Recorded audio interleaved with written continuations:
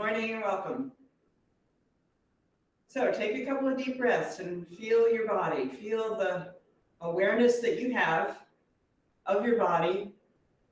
First of all, you probably might feel the weight in your legs and hips from the seated posture. And then feel the movement of your breath and notice that every inhale invites you to lift your spine. So we have the groundedness into the earth at the base of every pose, and then an expansion out from there. So gravity is part of the dance. You know, we have that foundation because of gravity. It's automatic when we're on the earth. But we have to have some intention to lift away from gravity. So feel that for a moment. The distinction and the contrast and the cooperation of the heaviness of your legs and hips and a lift up out of that through your spine. So this week and last week we've been working with the concept, with the invocation for consciousness, and so I'll talk a little more about that. Chaitanyam is the word in the invocation. And of course, we all have consciousness when we're awake and alive, but we have a lot of choice about where we put that consciousness. What kind of awareness do we develop? Do we prioritize? And that can change, you know, over your lifetime and certainly in the course of one day, what kind of, how you use your attention. But for the yoga practice, of course, we put our attention on the physical body and on the process of doing the poses, and then on the effect that they have for each of us. So we're always watching and having certain intentions to do the pose in a certain way according to the instructions that I give, and then to feel the result. So that's part of the consciousness that we use in yoga practice. So right now, feel your breath just for another couple of cycles. Let it expand into your back body, your front body, and the sides. And when you exhale, really let the air out all the way.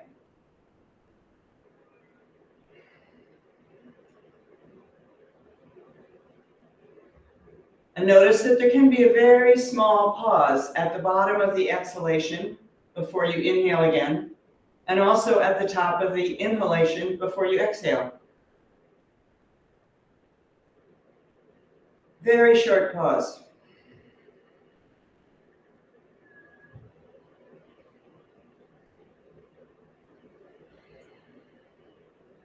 Okay, let's do the invocation now. We'll start with one Om and go through the invocation 3 times, and then do another Om. So 4 lines, 3 times through. Take a breath in. Om.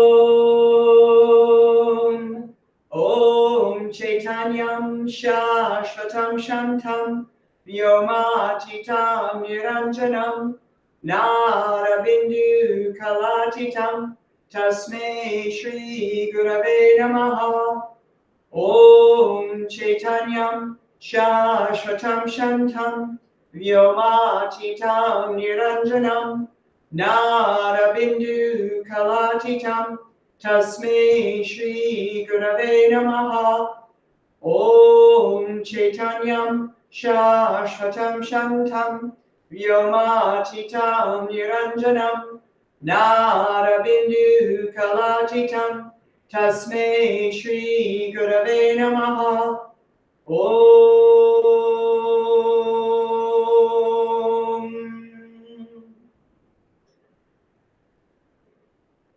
And again, feel your body, feel your breath, feel the resonance of the chant. And then open your eyes.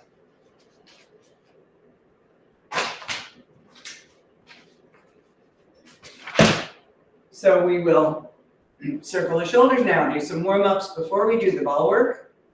Take your shoulders in a big circle that goes forward, up, and back, forward, up, and back. And when you go back, release the shoulders down without shortening your upper body as a whole. The shoulders move independently.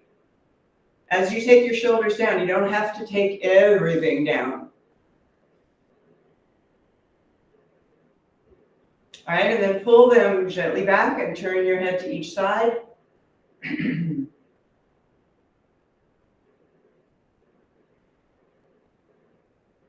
Possibly pushing with your hand into your jawbone each time so you go a little further.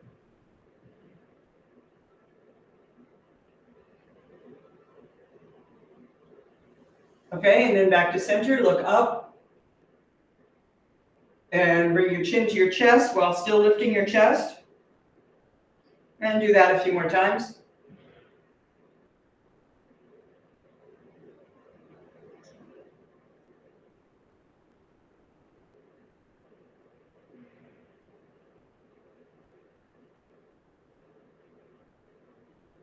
All right, and then to the side. Looking straight ahead, take your ear to your left shoulder, tilting your head and reaching out with your right arm. And that reach of the right arm helps you stabilize the torso so that the sideward bend is only in your neck. It's not a whole body movement. And then turn to look down.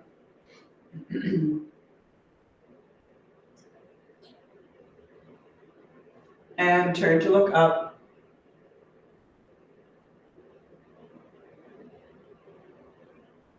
And then move from down to up with your other hand massaging if you wish.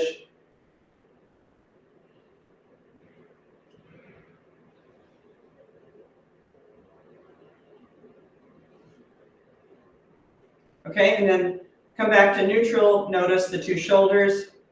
See if you have any different sensations on the two sides, having stretched one side only.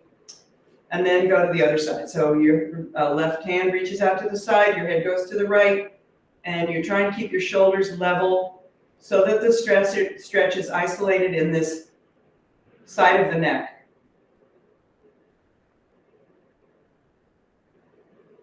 And then turn to look down. And even as you turn, you'll feel a lot of sensations. And then turn to look up.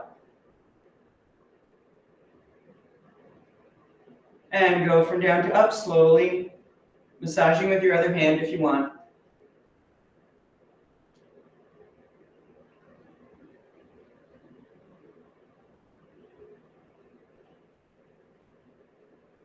Okay, back to center and circle.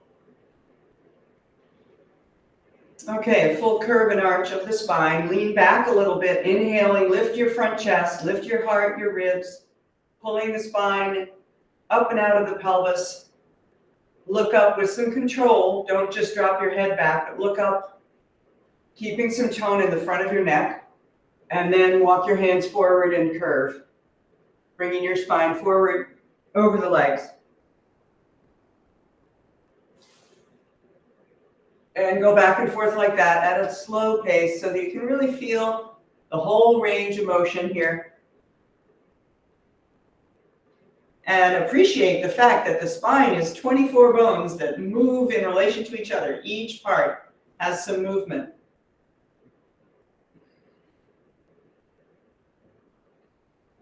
Okay, come back up, change the crossing of your legs, and take a moment to just feel what that does in your pelvis.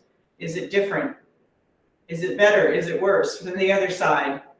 So we each have probably some kind of inborn tilt of the pelvis or variation between the left and the right sides. We're not symmetrical. So we observe how different positions of the legs affect the pelvis. And draw the leg bones into the pelvis to stabilize it. Inhale and exhale, turn to the right, keeping your head over the center of the pelvis, shoulders level, stomach muscles working, continuing your breath. So stay there long enough to really feel all the different things happening. The stabilization of your legs and pelvis, the twisting action that begins from the waist up, goes all the way up to your head. And then back to center, inhale, exhale, turn to the left. Pull the right thigh into your hip socket to help stabilize your pelvis. Lift your spine up and out of the pelvis, shoulders staying level with the floor. and then go back and forth at an easy pace.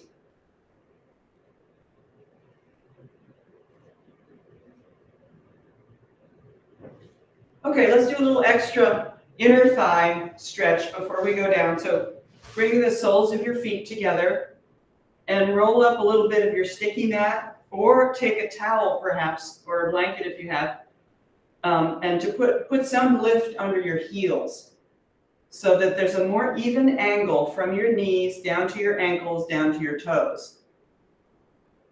And then you can hold your feet, but try not to distort them as you hold them. Or you can just put your hands on your shins, that's fine. Press your feet together and separate your knees wider apart, just within the muscles of your legs. Try to reach the knees apart, still keeping your feet touching, and then bring your upper body forward, straight out over your feet. Keep pressing the feet together, widening the knees, and notice the sensations in your hips and your lower back especially. And the inner thighs too. Okay, and come up and take your legs wide and just kind of move them around a little bit, roll them, or bounce the knees gently. And also walk from one sitting bone to the other. So just shift, so all your weight's on one sitting bone, all your weight's on the other sitting bone.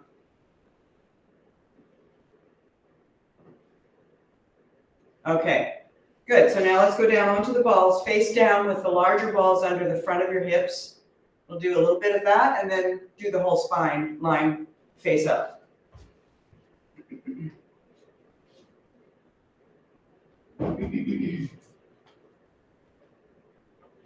So we're going to do the front of the hips. We're also going to go up into the abdomen a little bit and work on the center line, the rectus abdominis muscle.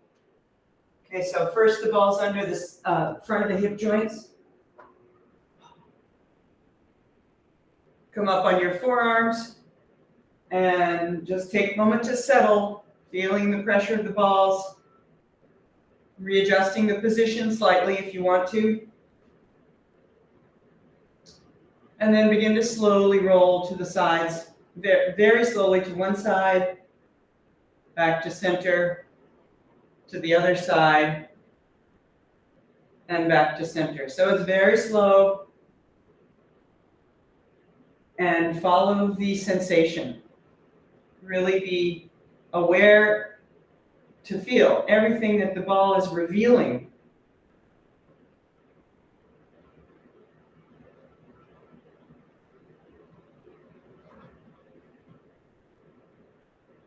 And you can tuck your toes to go forward and back slowly, lifting your knees slightly off the mat so it's easy to roll.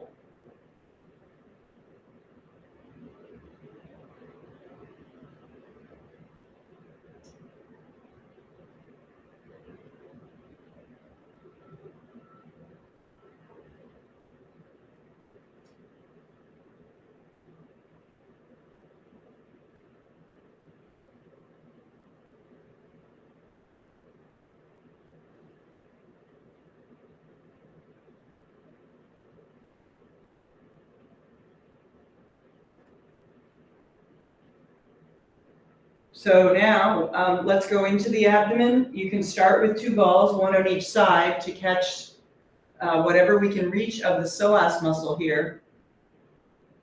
It's underneath the abdominal contents, the bust muscles and the organs. Might be tighter on one side. And tightness here is often part of the cause of pain in the back of the pelvis, the sacrum.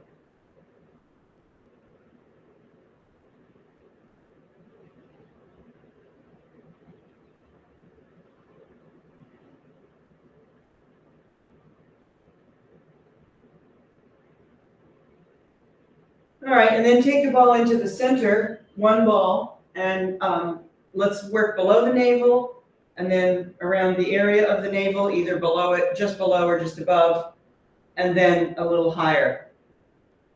You're doing the center line, which is going to open the spine for back bending poses, or even just, good posture with an elongated spine.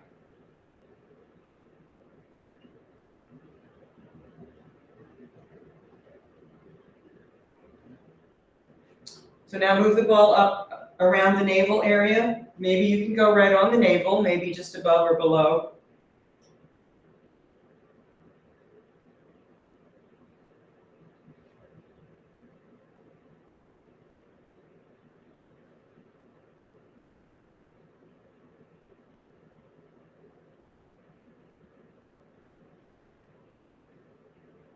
And now let's move up so the ball is getting close to the place where the ribs begin in the center line.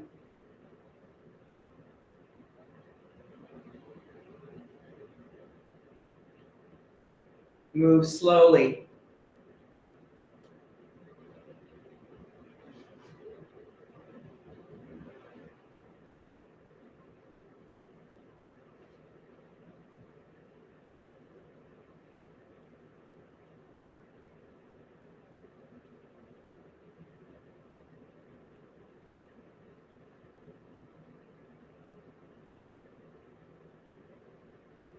All right, then now get ready to roll over onto your back.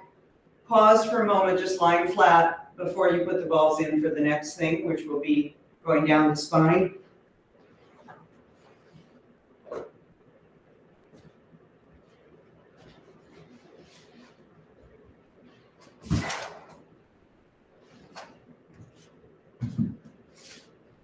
Come down to the lower end of your mat because you're going to be moving pretty far up.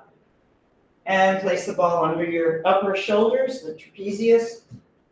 And if you like using the block, you can put it in right away.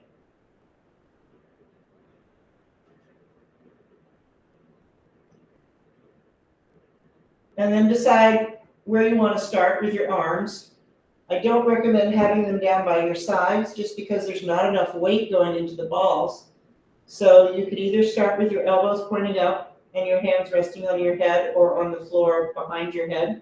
Or you can encircle your arms around your head, flat on the floor, palms facing up. So once, especially that works well if your hips are raised on a block. And then you're either moving your arms slowly if they're in the air, or you're moving your back, your upper back, slowly to one side, back to center, and over to the other side.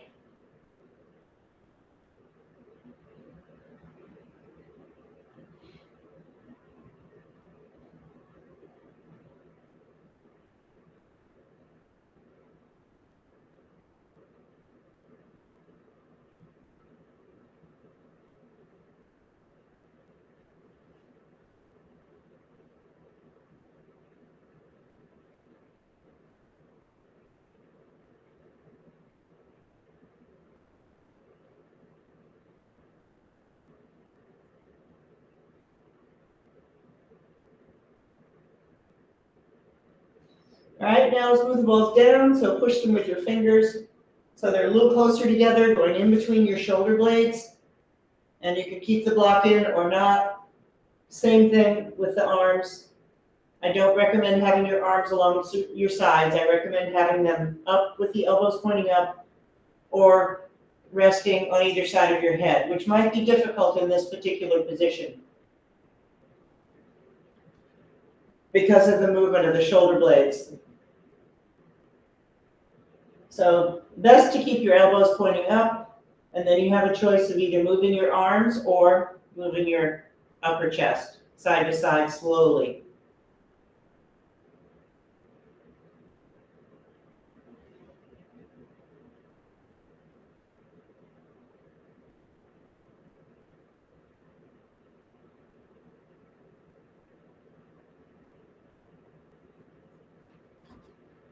And now let's move down a little more so you can roll or push them with your hands, whichever is easier.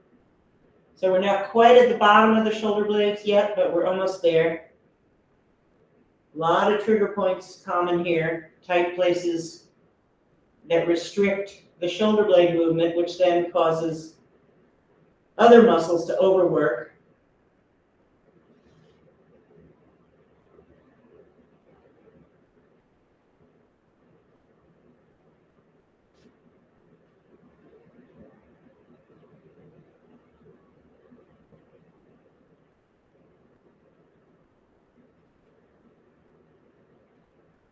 And now let's move down again, so you're a little bit below the shoulder blade tips.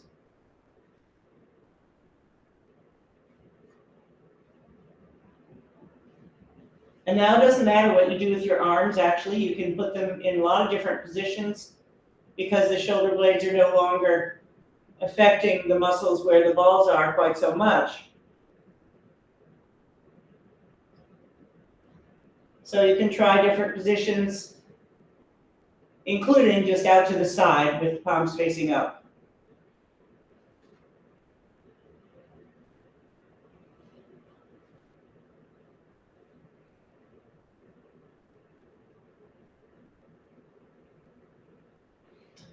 And then move down another couple of inches. So we're in that area that I call the middle back, between the shoulder blades and the waist. And there's going to be 2 or 3 spots here. So take a breath to settle into the spot at first that you just got to, and then slowly move.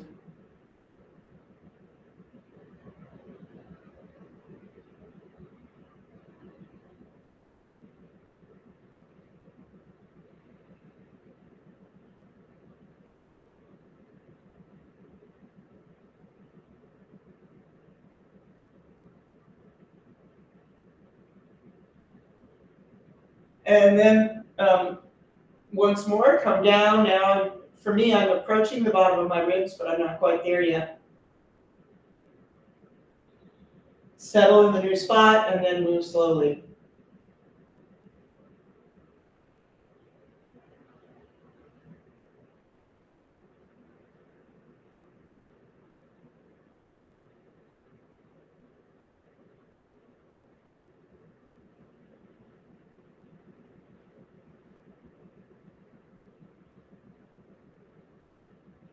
And again, move down. So for me now, I'm just above my waistline.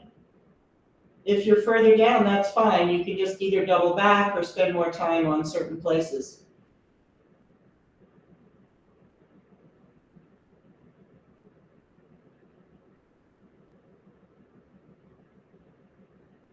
At this point, as you move your waist to one side, the pelvis will move to the other side. You're still trying not to move your legs or your arms very much at all. Balls are right in the middle of the body, and that's where you want to do the movement.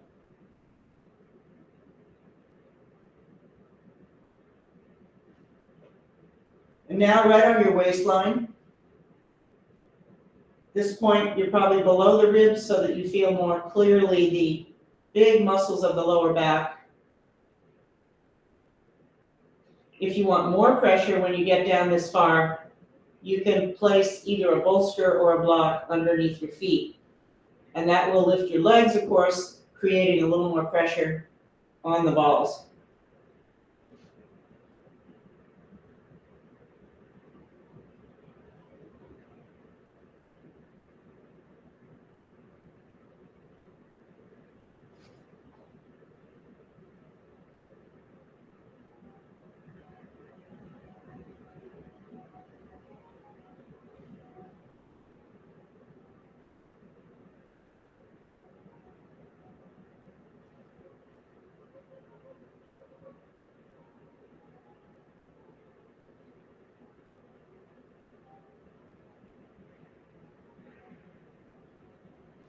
Okay, let's go down now below the waist into that area between the waist and the pelvic bones.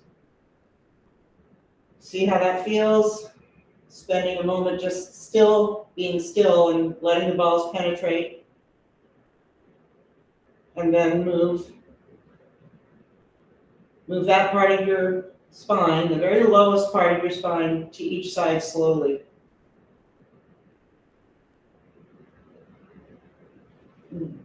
And if one side's much tighter than the other, you can lean your legs to that side to give a little extra pressure. This is really helpful if you have scoliosis, to go on to the convex side, which is more built up in muscular size, usually.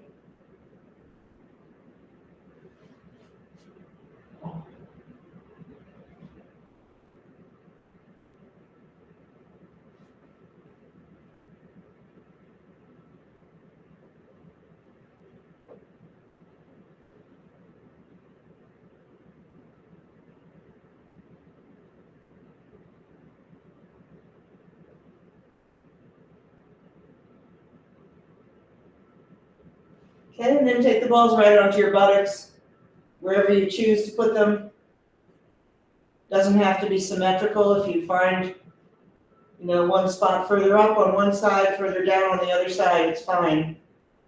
And then you can lift your legs up if you wish, or leave your feet on the floor.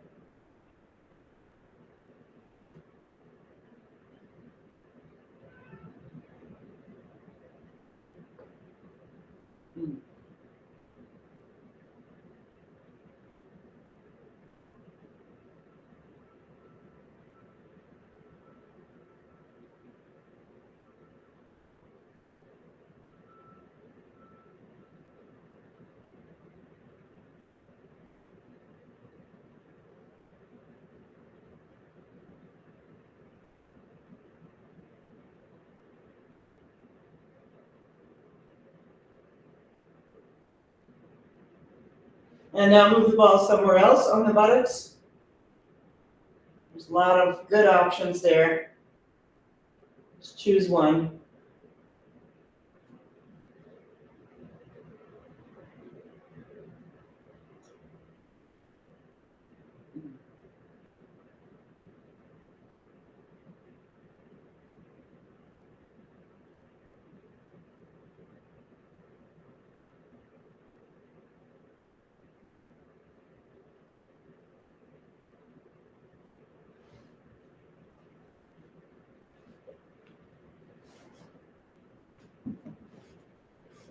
And then take the balls out and just lie flat without them, feeling your back, moving it around a little bit.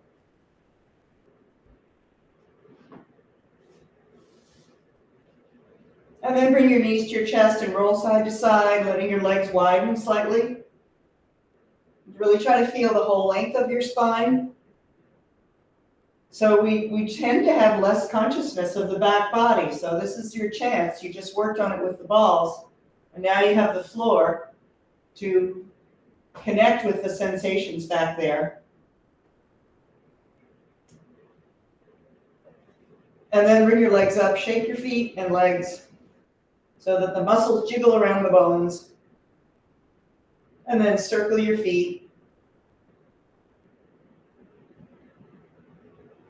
And circle the other way.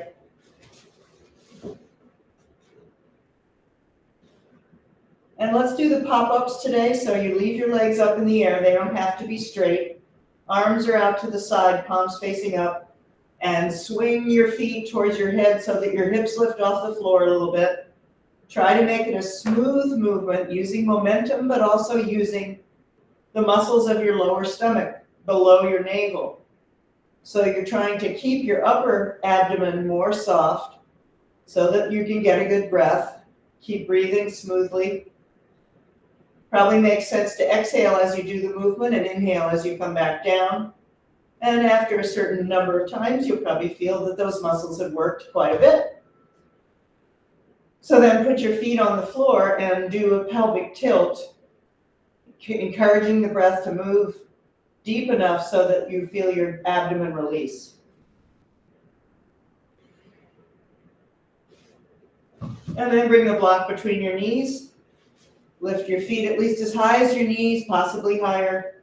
Arms to the side, palms facing up. And go back and forth with the block and your legs, working the diagonal muscles of your stomach area. Keep the block in place. Keep your shoulders down. And really monitor your effort and see if you got any unnecessary effort going on, like clenching your jaw, or like squeezing the muscles of your hand, or some other unnecessary work that you're doing, because the necessary work is plenty. You don't need more. Okay, and back to center. Take the block out and place your feet wide apart. Bring your arms alongside your head, palms facing up as you reach back, and take the right knee down and across for the windshield wiper, stretching the whole side of the body. So important to stretch the side body for any kind of spinal focus of your asana practice. So today we're doing standing poses mostly, but we'll do some back bending too. Take the left knee now across towards the right foot. And of course, you need to have your legs wide enough apart that you can do that without having to change the position of your other leg. So my right knee is now pointing upward, but the left knee is coming across towards the foot at a diagonal. Back to center, first side again, adding a grasp of your hand with the other hand, and the heel of your left foot coming onto your right knee, if that feels okay on your knee. Just pulls a little more up into the hip joint, and then second side.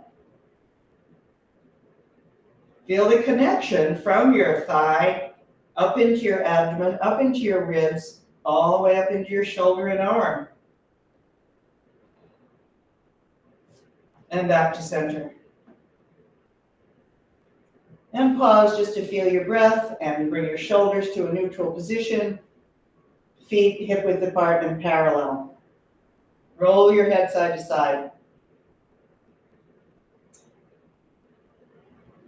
All right, getting ready for the bridge pose. Bend your elbows, fingertips point up. Press down through the feet to lift your hips. Tuck your shoulders under one at a time. And press down again. Feet press down, arms press down. And the rest of your body from your chin to your knees lifts up. Feel each part. So you might feel a stretch at the back of your neck. You might feel a width across your chest. And then quite a bit of effort in your spine and your hips. And then come down onto the block. And rest there. Feeling the support across the back of your pelvis. Reach the right leg up, straighten the knee, and bring it all the way down. And you get a good stretch across the front of your hips here, thanks to the block. You can bring the left knee to your chest and raise it up straight. Stay there for a couple of breaths, reaching through both feet. And then lift your right foot off the floor. And then with strong support in your abdomen, switch legs so that you're scissoring your legs in the air, not touching the floor. And then bend both legs, put your feet down, and get ready now for the other side. So pause for a breath. Lift your left leg up, stretch it straight. Bring it down to the floor. Keep your left toes and knee facing straight up. For me, my left leg tends to turn out, so I have to keep coaxing it to be neutral. And then bring the right knee up and straighten that leg as much as you can. It doesn't have to be all the way straight. See what you can do. And then lift the left leg off the floor slightly. Notice the power that you're using in your lower body, but your upper body can relax pretty much. And then scissor your legs and continue your breath.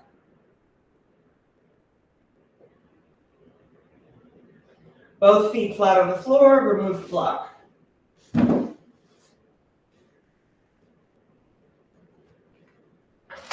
And then let's go with the leg stretch with the belt. Bring your right leg up with the belt.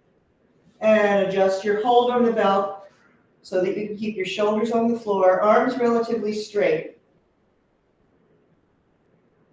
And do the anterior pelvic tilt, which means that your sitting bones roll down towards the floor and the waistline comes off the floor slightly. And then push with your leg against the pull of the belt. Continue your breath, no extra effort in your shoulders and neck. And if you want, or if you're able to, stretch the left leg straight, pressing the thigh down. So that will amplify the stretch of your right leg. And then bring the belt into your right hand. Turn the leg out and take it to the side as far as you can while keeping your left hip on the floor. Your elbow, your right elbow, can move out away from your body and be on the floor to help support that leg. Or if you don't need that, you can just stretch your arms straight out without touching the floor. So you can try both and see which is better.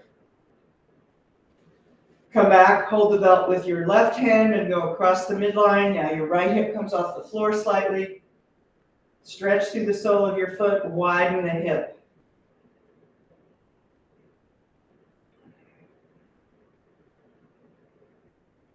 And then remove the belt. Move your hips to the right. Check that your left leg goes straight down the mat. And then roll over onto your left hip, bringing your right knee across. But don't flop the right knee down. Keep it lifted away from the floor. Pull your sitting bones back and apart and stretch actively through your right arm, ideally keeping your right shoulder on the floor.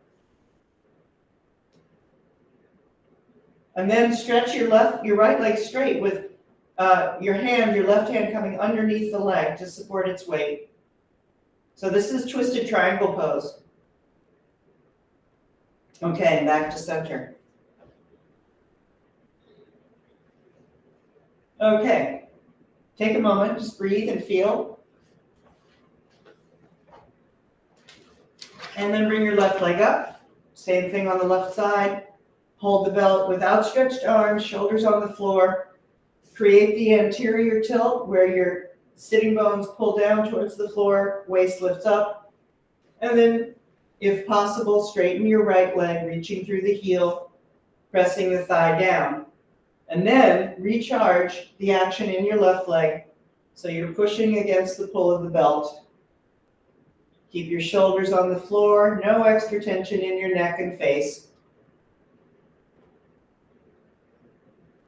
So each of us has the ability to gauge how much effort, how much stretch we want on any given day. Sometimes I pull the leg in much more. Sometimes I leave it a little further away from my head. Take the belt in your left hand, turn the leg out and take it to the left. Bringing your left arm out to the side as well so that it supports the weight of the leg more efficiently than if you left it close to your body. Reach out through both legs. And then come back across, widening through the pelvis as you reach through the foot. So the leg is stretching in both directions, back into the hip joint so that you can pull the leg back a little bit behind you and out through the foot. That way you get a stretch all along the sideline of the leg. And then remove the belt. Move your hips to the left. Bend the left knee across, but don't flop it down. Keep it supported by its own power. So for me, my foot is in midair. You could rest the foot on the other leg, but I don't want you to rest it on the floor. I want you to have that control of that left leg. Pull the sitting bones back and apart and reach your left arm out, keeping the shoulder on the floor. Your head can turn to any direction. Some people like to turn it towards the back hand. I usually face straight up. And then straighten the leg so your hand comes underneath it to support some of the weight of the leg. Reach your left leg straight out to the side. Still pull your sitting bones back and apart. And then you're done, come back to center. And just breathe, rest for a moment. Feel whatever's happening in your body as a result of this series that we've done. And then come over for forearm plank, face down on your mat, clasp your hands and tuck your toes under at the back end of the mat. Pull forward with your chest, back with your legs. So if you tuck your toes and lift your knees off the floor, you're getting a little back bend all through the body from your neck to your feet. And then look down at your hands and lift yourself off the floor so your pelvis is in line with your shoulders and your heels, not too low. Rock a little bit on your toes. And come down, point your fingers straight ahead and get ready for a cobra. So your elbows are still on the floor underneath your shoulders. We'll start this way. Press down through your hands and lift up your spine, reaching with your whole spine up and out of the pelvis. Shoulders stay away from the ears, a slight tilt upward of your head. And then come down. You can rest all the way to the floor. Bring your arms to the sides. So always in Cobra, we each have to be aware of how much we're able to arch, or the technical term is extend the spine. Back bending, basically, how much we're able to do that in the middle back and the upper back, and that will determine the safe position for the neck. So many of us have stiffness in the middle back or the upper back, so we shouldn't lift the head very much. But your goal is to move each part of the spine, a moderate amount. So now bring your hands back next to your head with the hands a little wider. Pull your shoulder blades together, reach back through your feet, and lift up. Leading with your spine, but adding the pressure from the arms as you find that it's appropriate to help you get higher up. But always you're watching to see where is your head in relation to the curvature that you can get in the rest of the spine. You don't want to drop your head forward or drop it back. It's supporting itself and reaching up. And then come down. We're going to do one more. So take a little rest.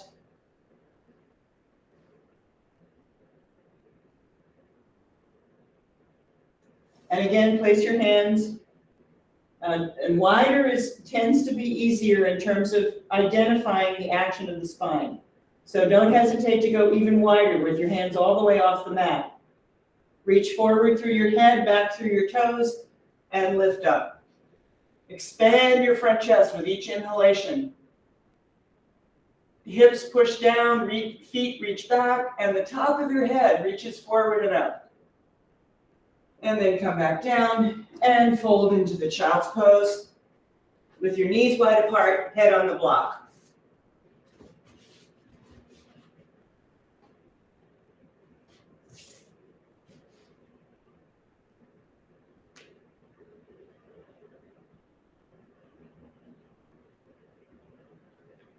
Gently move your hips from side to side, very gently, just to see how that changes the stretch in the knees and the hips. And then come up and let's do down dog, but bring the blocks in so you're ready for lunging as well. Place your hands slightly turned out on the mat. Walk your knees back and apart so you have plenty of length for your spine. Arch your whole spine from your head to your sitting bones, and then lift your knees off the floor and move up and back into a dog pose with bent knees. Widen your thighs and knees. Keep your armpits lifting away from the floor slightly as you reach back through your hips. And then push each heel down in turn, alternating right and left heel coming down.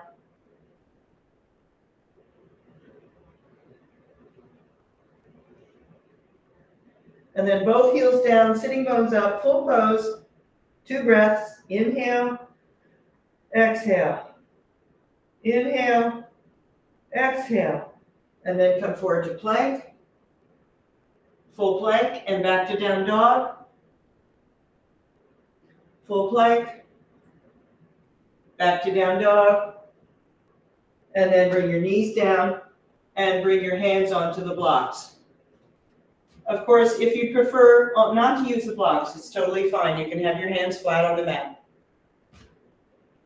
Bring the right leg forward, foot between the blocks, and adjust your back leg back slightly and off to the side slightly.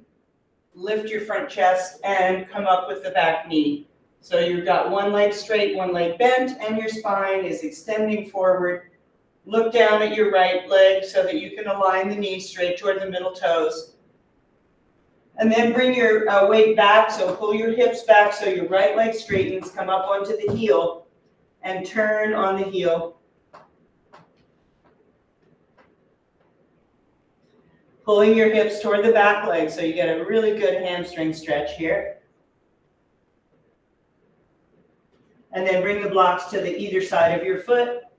Put the back knee down on the floor. Keep your left hand on the block or the floor, and reach around with your right hand, catching the back foot and pulling it in. So you're twisting and stretching your thigh.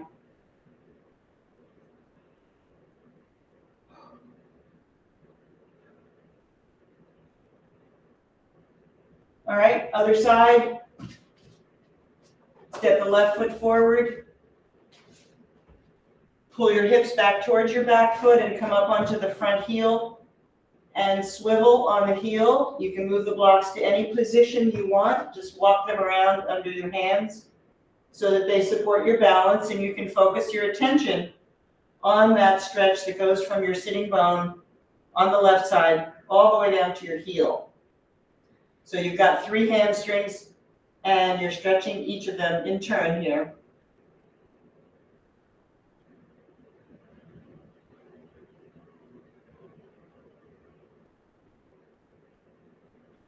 Okay, and let's go back, now face the front of the mat.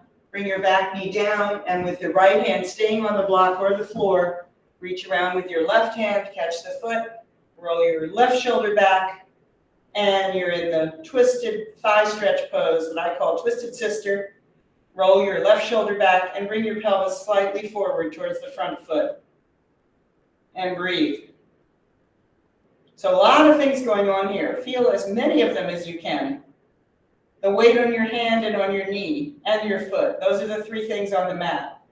And then the lift of your spine as it comes out of the pelvis, and of course, the stretch of your back thigh. Okay, one more down dog, finishing up this series for now. Full down dog, press your fingertips down, feel your toes, and then walk forward, widening your stance to the outer edges of the mat. Bend your knees, lean your forearms on your knees, and stretch your spine forward. And then inhale, come up.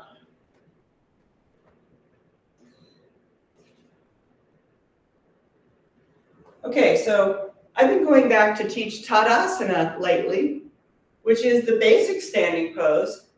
And it's good to do that as the beginning of our standing practice.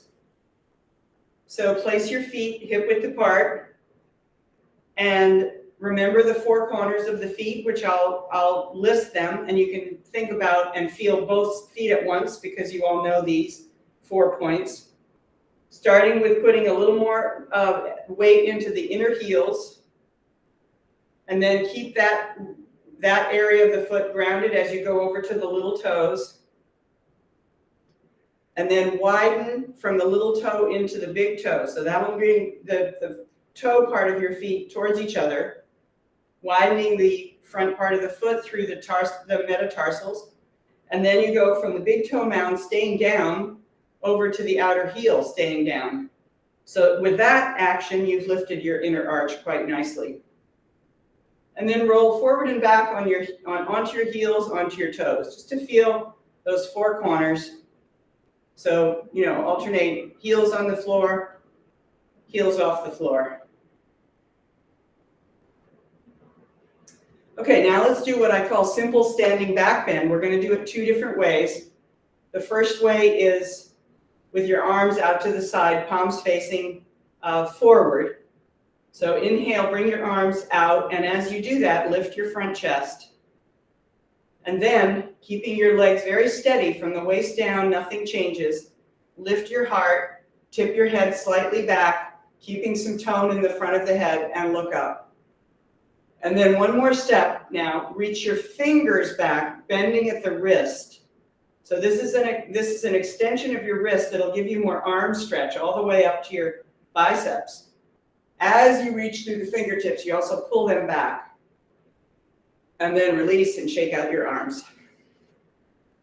So that's one variation of the standing back bend. And we're going to do another one now where you clasp your hands behind. I'm going to stand sideways to you, but you can just visualize your body from as if you could see it from the sides. Stand tall on your legs without pushing them forward. Try to keep the legs right over the ankles. Lift your front chest, pull your shoulders back, clasping your hands. And then lift your chest more as you tilt your head up. And remember, we always keep some tone in the front of the neck You never just let your head drop back because that's not safe. You're arching back as if a string was pulling out the top of your head. And then come back up and shake out your arms. Okay, now we're going to do Garudasana, the eagle pose. You can do it either freestanding or near a chair or near a wall. My favorite way to do it is facing the wall so that when I cross my arms, I've got one pinky finger that can touch the wall. But today I'm going to have my hips against the wall so I can face you. You can choose what support you use. So remember, you're crossing your legs and crossing your arms. So let's start with crossing the right leg over the left. Hook the toes behind if you can. And if you need to lean against the wall in any way, go ahead and do that. And then cross your left arm over your right. And lift your elbows to be at least as high as your chest, possibly as high as your shoulders. And then look straight ahead with focus on something that you can see with your eyes, and breathe. So obviously this is stretching your legs and your hips and your shoulders, plus challenging your balance. If you need to have that second foot touch lightly onto the floor or a block, you can do that. Okay, and come up. So that I was reminded just then of some people like to have a block next to them so that the foot that's crossing over can touch the block. You can try that if you want. I'll demonstrate it.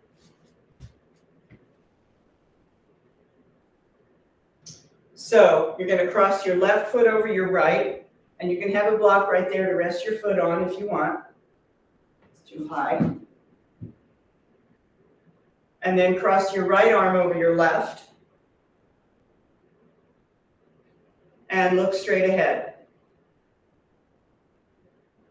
Breathe. Lift your elbows as high as your shoulders if you can. Keep your legs strong, spine strong, and breathe. Okay, and release, come up.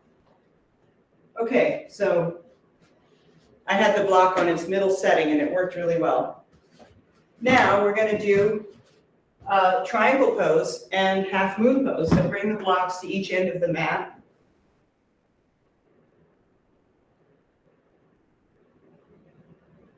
And let's do leaning goddess to open up the adductors before we do the other pose. So take your feet wide apart, aiming the feet out at a 45-degree angle.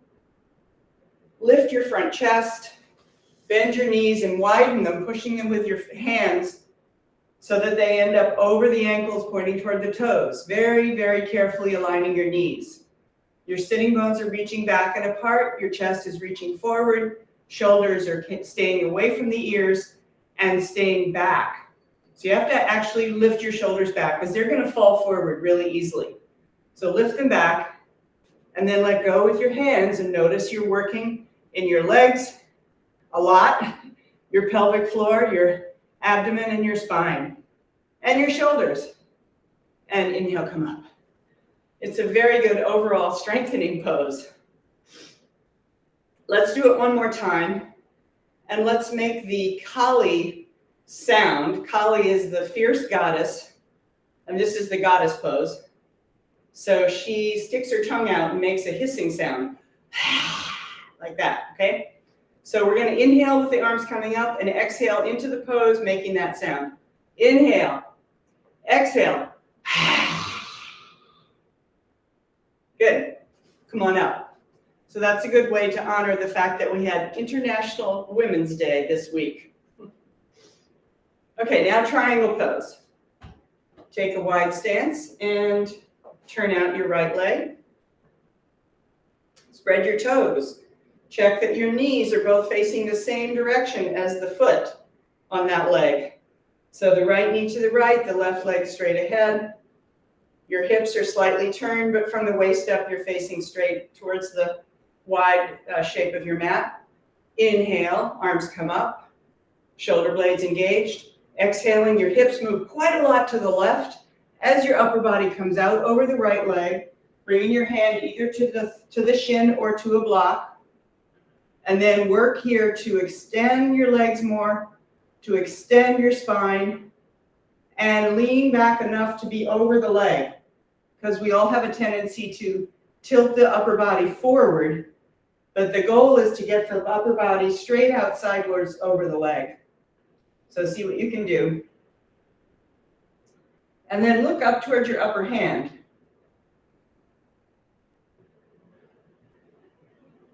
And then look forward, bring your left hand to your hip, step in with your left foot, and come way out in front of your right foot with your block, bringing your weight onto your right foot and hand, lifting the left leg up behind you, and then lift the left arm as well.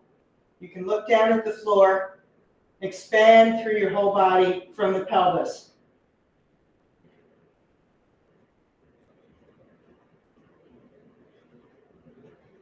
And then come down carefully, stand back up, and pause. Getting ready for the left side, turn the left leg out. And take time to check, are your knees facing the same as the toes? Each foot to their own direction. Pelvis is slightly turned to the left. From the waist up, you're straight ahead. Inhale, raise your arms. Exhaling, pull your hips to your left, upper body to your right, upper body goes over to the left, and your hand comes either to the somewhere in your leg or onto the block. So now re-stretch the legs.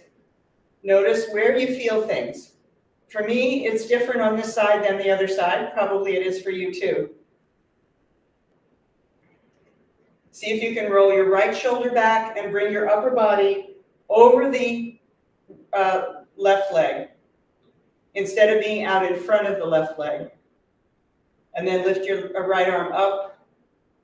Extend your head at the same angle as your spine, which is roughly horizontal.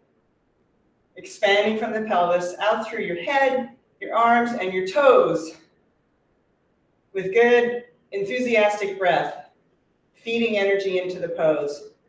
And then look up at your upper hand. Notice how that changes other things besides just your neck. I feel it differently in my hips when I look up.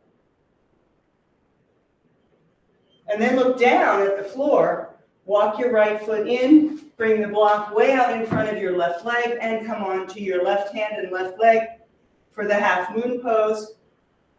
The back leg lifts as much as you can. Try to straighten the front leg, your left leg, but if it's bent, it's fine. A little bit bent is okay. Expand and shine out the moon now from the center. And then gently, carefully, come down.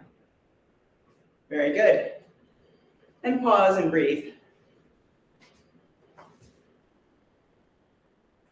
Now we're going to do the forward bend over one leg, which is called Parsvottanasana, and take it into Parvrita Trikonasana.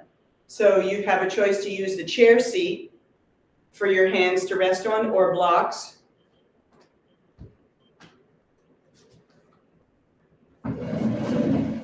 I think I'm going to demonstrate with the blocks today, but I think you all know how to use the chair seat if you want to do that. So at one end of the mat, you either have the chair seat facing in towards you or you have the two blocks. Place your right foot forward, either under the chair a little bit or between the two blocks. Stand tall and pull your shoulders back like we did earlier, clasping your hands behind you. And then bring your hands to your hips, but keep your shoulders pulling back as you come forward with your upper body, reaching your hips straight back. Bring your hands to either the blocks or the chair seat. And right away, extend your spine from the hips out through the top of your head. One long line, hips to head. Both legs are straight. And if you're finding it really difficult to keep your legs straight, then you want to be using a chair instead of the blocks. So this is the pose, except we also can forward bend more. So if it's safe for you to forward bend more, bend your elbows, bring your head towards the chair seat or towards the front leg. Keep the back leg really strong.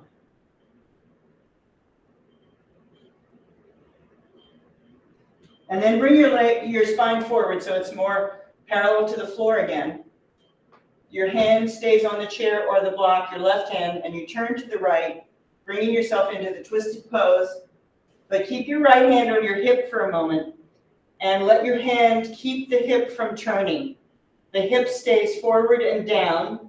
It's going to tend to go back and up. So keep it forward and down. And then lift your right arm if you can, but that's the last priority.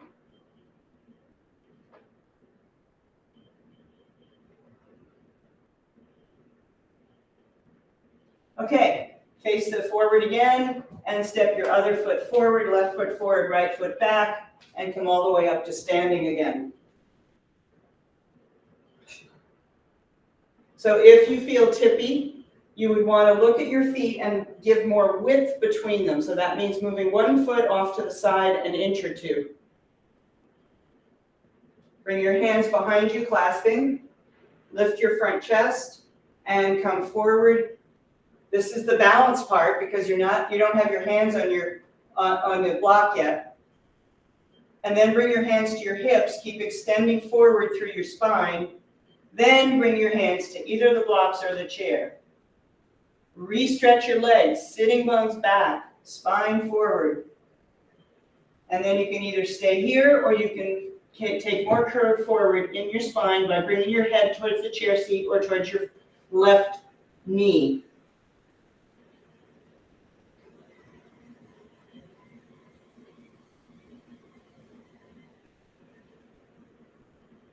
And then extend through your spine again. Keep your right hand on the block or the chair and turn to the left, your left hand coming to your hip to keep it in place, to keep it from turning. The left hip needs to go back and down. And then lift the left arm if you can.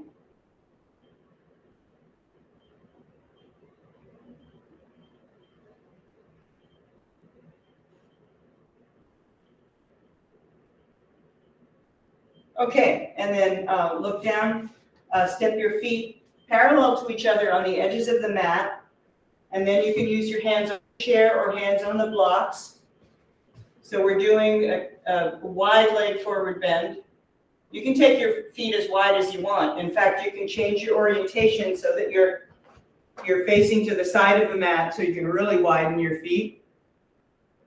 Hands on the blocks. I like to use the blocks for this because you can walk them around with you. Reach your legs back, spine forward, and then to whatever extent it's safe for your spine, you can curve more and bring the blocks under your head with your hands lightly touching the floor.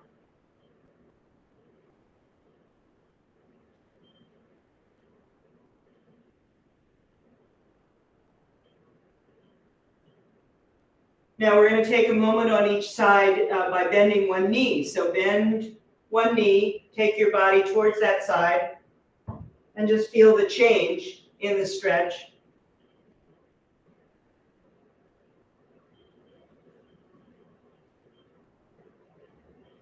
And then take your knee to bend the other knee, take your upper body towards that side.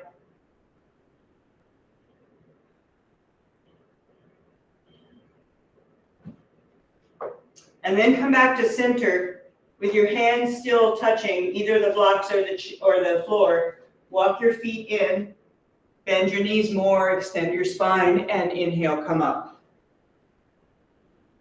Great. Okay, we're going to end with pigeon pose and then into relaxation.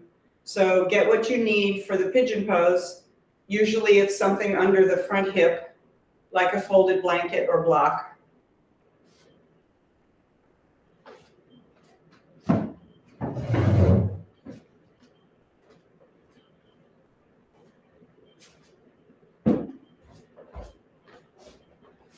Bring your right leg forward, knee out to the side. I like to have a block for my hands, so that's something you can think about. The pelvis faces straight ahead and tuck your back toes under so you can do an adjustment of that leg to turn it slightly inward. so that the kneecap goes straight down and the toes can tuck under. So you want to avoid having that back leg turning out to the side. And if that's difficult to do, it means that you need your hips to be higher. It just makes it much easier to adjust the leg. And then lift your spine just like we do in any back bend, lifting up and out of the pelvis, feeling that nice stretch across the front of your left hip. Take your head back carefully, engaging the front of the throat so you don't drop the head back. Think of the jaw going back first, then the top of your ears, then the top of your head. And then come forward, resting your forearms on the chair, the block or the floor. Rock a little bit side to side.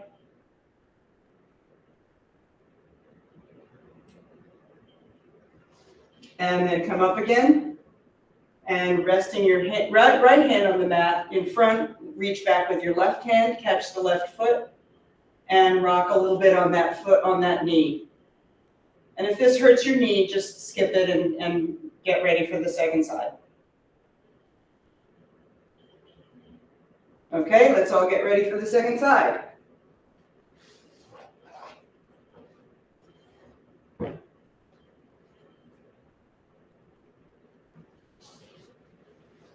The left knee is forward, but also out to the side, and you have sufficient support under your hip so that you're able to maneuver and adjust the alignment of your back leg. So the height of your hip makes a big difference in so many ways. Tuck the back toes under, lift the knee slightly off the floor and turn it in slightly, because most of us tend to outward rotate when we set up this pose. So you're trying to get to neutral with the kneecap facing straight down. And then bring the block under your hands, if that works for you, and lift your spine up into a back bend action. Lower back, middle back, upper back, all lifting. Take their jaw back, top of the ears back, top of the head back.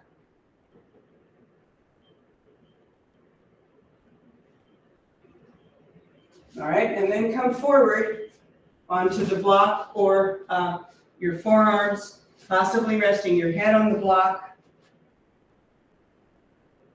Rock a little bit side to side.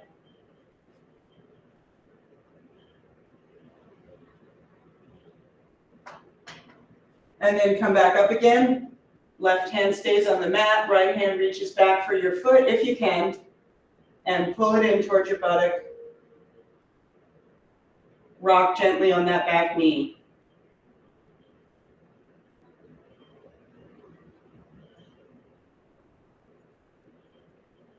Okay, good.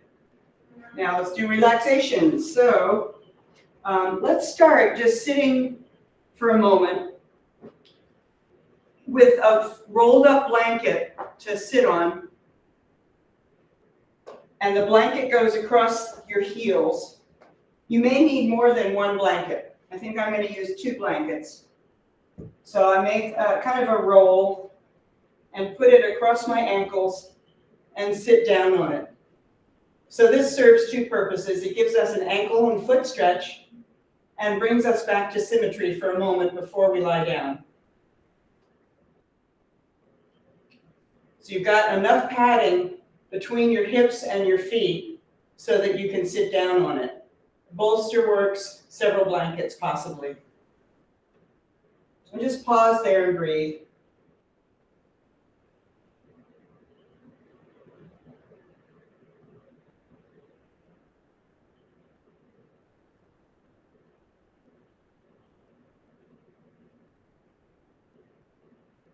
All right, and now let's transition. If you're ready, you can pause more if you want, but if you're ready, you can transition into a version of Shavasana that is good for you today. I'm going to put my knees up on the bolster and my one blanket for my spine. So for the spine, I fold the blanket to be rather long and narrow, and that goes along the line of the sticky mat. And then I bring the bolster in for my knees.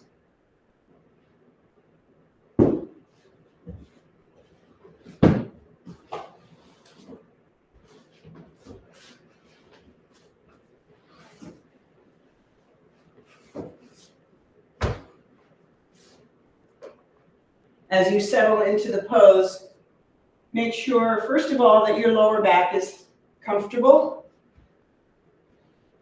So you have enough length in the lower back. You can pull your buttocks towards your knees a bit. And then that your spine is long and your chest is open. Tuck your shoulders gently under you. Roll your head side to side.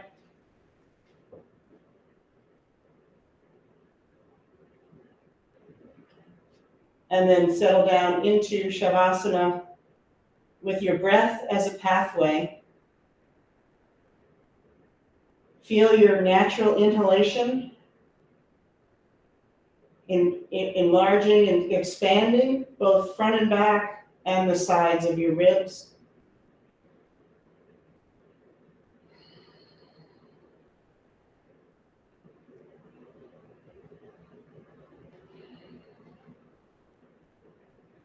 You can roll your head side to side again if you want to.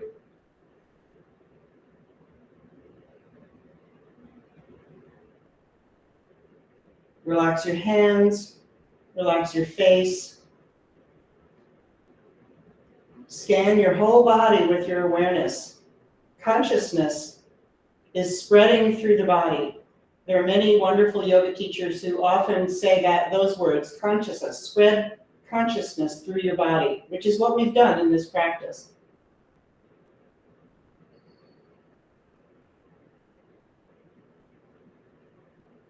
Feel your pulse, the rhythm of your heartbeat.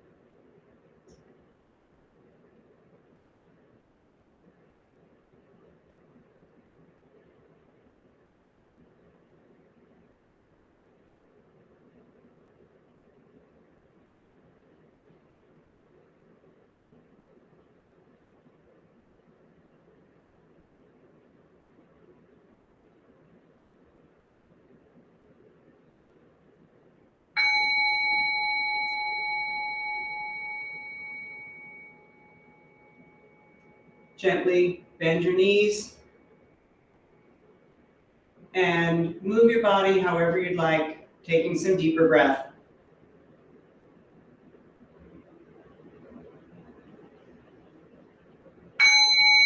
Roll over to one side.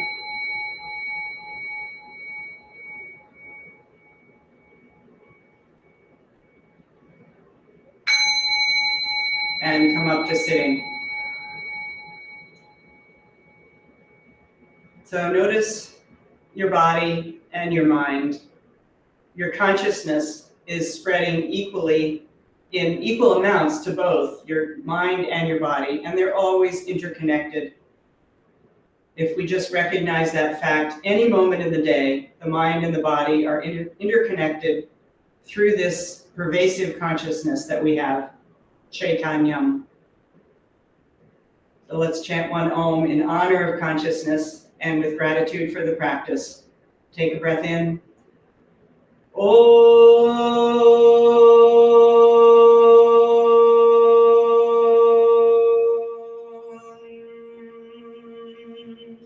Thank you. Namaste.